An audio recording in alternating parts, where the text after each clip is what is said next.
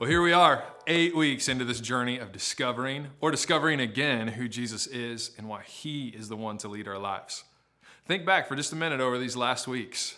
Think about the way relationships with your people have grown and developed, how you've endured challenges and celebrated big moments where God showed up, was really present.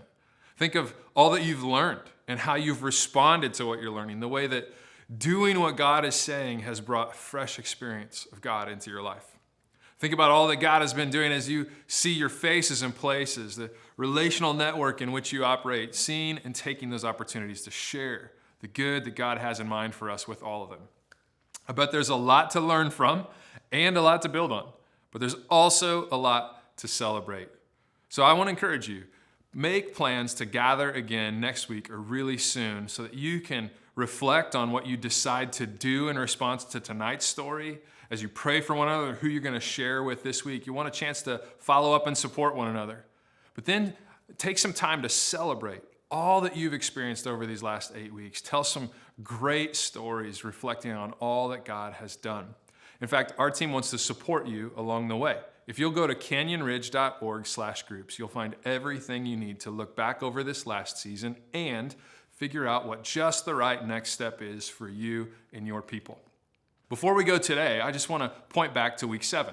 In week 7, maybe one of the things that you have been thinking about is baptism. We saw that this was a response. When people want to acknowledge Jesus as their Savior and the leader of their lives, baptism is an important marking of that moment, a way to declare to others, this is who I am, this is where I'm going.